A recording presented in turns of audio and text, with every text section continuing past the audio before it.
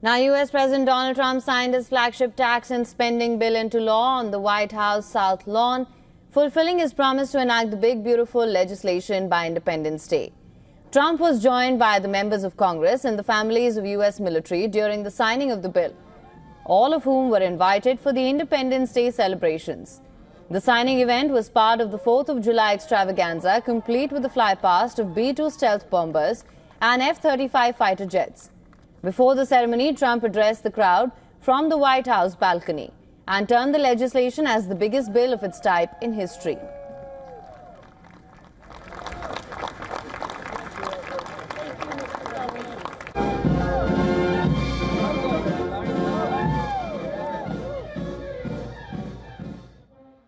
What we've done is put everything into one bill. It's never happened before. It's the biggest bill of its type in history.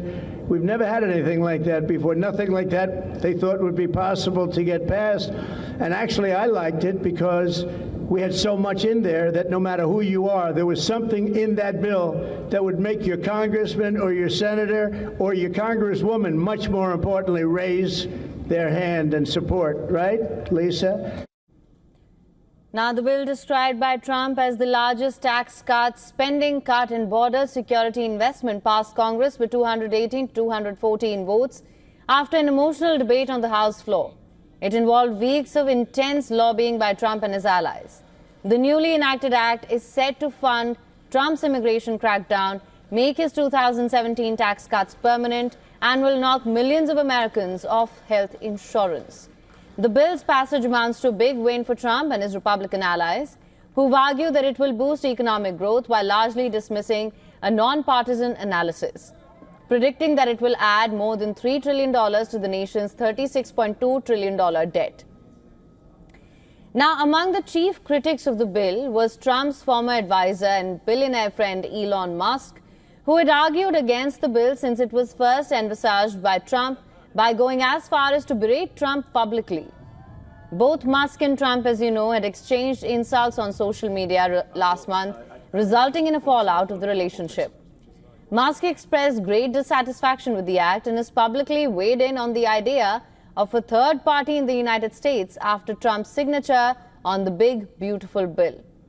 In a post on X, Musk said that Independence Day was the perfect occasion to ask if people wanted independence from this two-party system. Musk, who has showed the intent to jump into politics with his America party, said that the aim of his party would be to focus on the 2 or 3 Senate seats and 8 to 10 House districts, which would be enough to serve as the deciding vote on contentious laws given the razor-thin legislative margins. Musk, who previously championed cost-cutting through the Department of Government Efficiency, had criticized the bill for its projected $3.3 trillion addition to the national deficit over the next decade.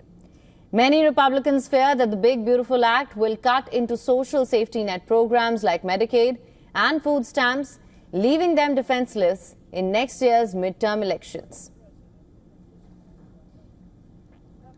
For more on this, our correspondent Susan Tehrani has sent us this report from New York. Listen to this.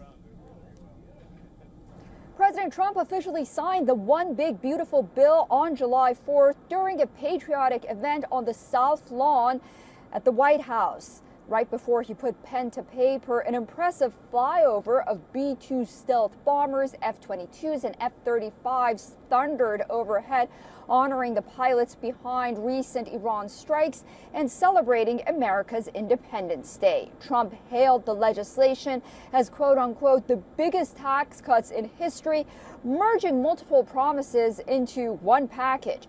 Permanent 2017 tax cuts, full tip and overtime exemptions, and a boost in child tax credit, as well as expanded SALT deductions, while also ramping up defense, immigration enforcement, and air traffic modernization.